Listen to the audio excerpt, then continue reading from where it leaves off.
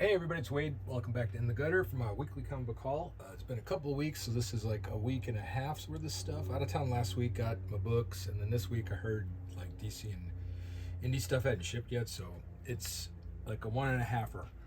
So we're starting out with the Marvel Swimsuit Special, the Friends, Foes, and Rivals cover. Mark Brooks. Trying to show you the wraparound goodness.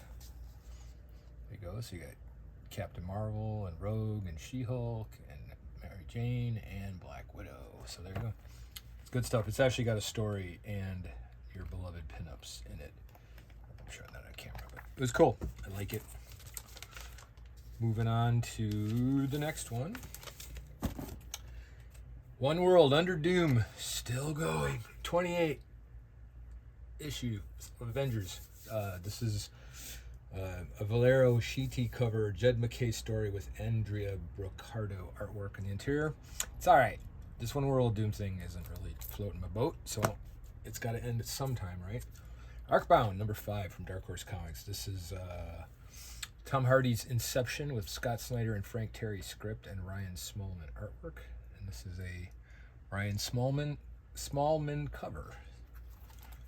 Keeping with the Mark Brooks theme, we have Spider-Gwen Ghost Spider number 15 with the Mark Brooks cover. This is Stephanie Phillips scripts and on Randall and Paulo Vianelli. No, how do you say it? Vianelli? Yeah.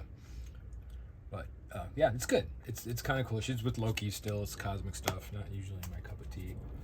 And if you like the old school Daredevil uniform, you got a John Romita Jr. drawing of it for Daredevil 23. This is his cover, of course, and then Saladin Ahmed scripts with Carlos, how do you pronounce it, Nieto, and Jose Luis Suarez interior artwork. Amazing Spider-Man number 7, still John Romita Jr. with Joe Kelly scripts, another John Romita Jr. cover. I guess that's all I need to say, right? This is the Godzilla vs. Thor Lee Barrett Versus variant, which I've been collecting if you've been watching. So Jason Aaron wrote this script, and Aaron Cooter did the artwork, and it's pretty cool because I don't want to spoil it, but a very prominent Thor villain empowers Godzilla to take him on head-to-head. Each one of these has been pretty clever, considering, you know, we've seen Godzilla forever and all these heroes forever. They came up with new ways to make it interesting. All right, and if you like weird stuff, Plague House from Oni Press, Michael Conrad and Dave Chisholm. Sometimes weird is just weird. I don't know, man. If you get weird enough, maybe it's artistic. I don't know. This was maybe over my head. I don't know. I give it a thumb sideways. Okay, Batgirl Must Die, all in. DC Comics, number 9. This is Tate Brombal artwork and Takeshi Miyazawa interior art. This is a David Talaski cover. This is good, so it seems like it's setting up something pretty interesting. Kind of like Poison Ivy, these solo superhero stories from the Bat universe, they've been pretty strong. This one's been good so far. All right, a new launch of the Fantastic Four. I was going to drop it. I finished the last series, didn't like it very much, and now this one was actually pretty good again. So this is the Edgar Delgado cover. Oh, and part of the reason this is so good is because Humberto Ramos is the artist on this issue, and Ryan North scripts. So it started out strong, like the last series. Hopefully it'll stick with it. I picked up a couple variants. This is the Ji-Hung Lee variant, and I'm still suckering into all these Disney variants. So What If Doomsday, Fantastic Four 49 tribute with the Disney characters. I think I need an intervention when it comes to those. And as we move on with the reboots, so our Secret Wars Part 1 of Captain America, the 2025 series, number 1. Chip Zdarsky's back. Valerio Sheedy's on this one too with Frank Martin. So this takes place like a week after Cap thaws out, after the Avengers find him.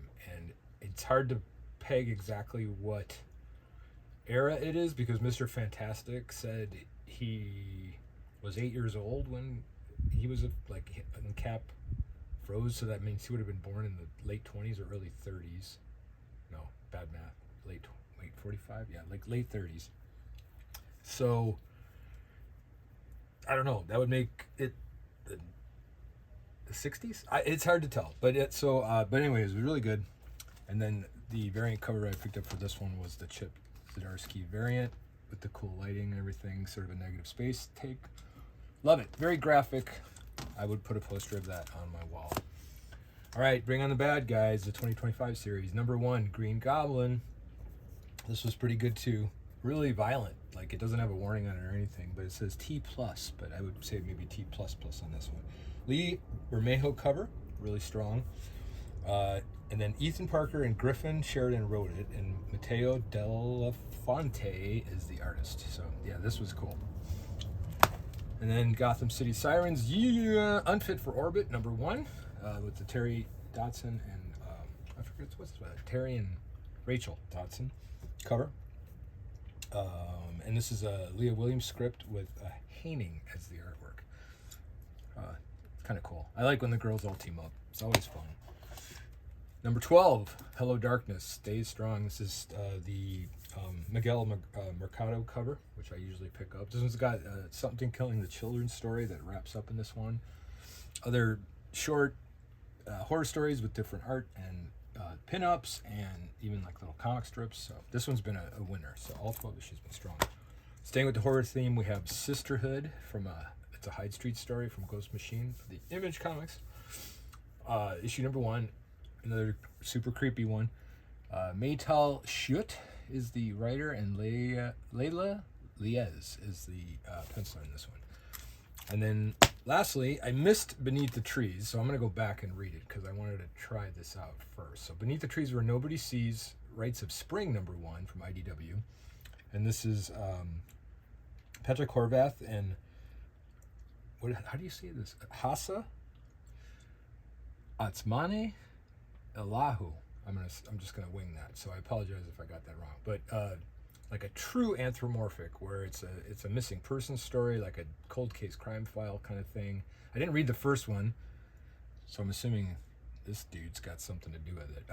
So I'm gonna have to go back and read it, hopefully before this story ends, so I can be caught up and enjoy the sequel. So big thumbs up on this one. Great artwork. Really sort of jarring how everything's looks like a children's story, but of course it's dealing with very real adult modern topics. All right, well, I hope everyone had a good 4th of July. That is the haul this week, and until next time, keep your mind in the gutter.